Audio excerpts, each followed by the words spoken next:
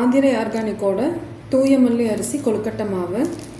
இது ஏற்கனவே அவங்களே வறுத்து சலித்து பேக் பண்ணி வச்சுருக்காங்க. இதை நம்ம அப்படியே கொழுக்கட்டைக்கு யூஸ் பண்ணிக்கலாம். இந்த வருஷம் விநாயகர் சதுர்த்திக்கு கொழுக்கட்டை செய்ய போகிறோம். கொழுக்கட்டை கலர் கொழுக்கட்டை செய்ய போகிறோம். அதுக்கு எந்த எசன்ஸ் யூஸ் பண்ணாமல் கேரட்டோட சாறு எடுத்துருக்கோம். இப்போது இது ஆரஞ்சு கலரில் கொழுக்கட்டை செய்ய போகிறோம். இது ஒரு கொதி வந்தோடனையும் நம்ம தூய மல்லி மாவு போட்டு நல்லா கட்டி இல்லாமல் கிளறிக்கலாம்.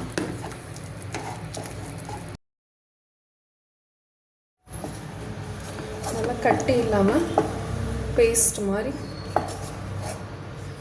பதத்துக்கு கொண்டு வந்து எடுத்துக்கலாம்.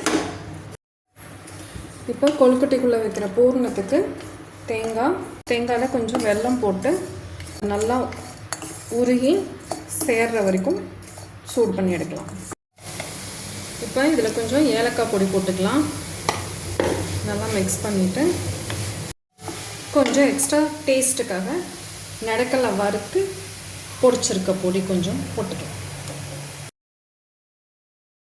பூர்ணம் ரெடி ஆயிடுச்சு. இப்போது இறக்கிடலாம். இப்போது நம்ம கொழுக்கட்டை செய்கிறதுக்கு நேச்சுரலாக பீட்ரூட் சாறு எடுத்து கலருக்காக எந்த எசன்ஸும் இல்லாமல் இதை யூஸ் பண்ண போகிறோம். இப்போ பீட்ரூட் சாறு கொதிக்க ஆரம்பிச்சிருச்சு. இதில் தூய மல்லி அரிசி மாவை போட்டு கட்டி இல்லாமல் கிளறிக்கலாம். இப்போ கட்டி இல்லாமல் நல்லா பேஸ்ட் மாதிரி பதத்துக்கு எடுத்துடலாம்.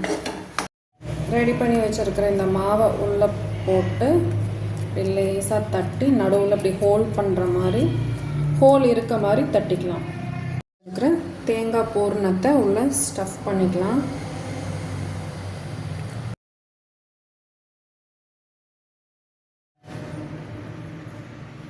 நம்ம கொழுக்கட்டை ரெடி ஆயிடுச்சு.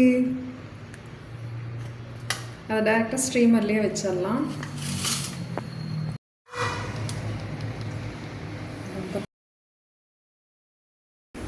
இப்போ நம்ம ரெடி பண்ணி வச்சுருக்கிற கொழுக்கட்டையை இட்லி பாத்திரத்தில் வச்சு ஆவியில் வேக வச்சு எடுத்துடலாம்.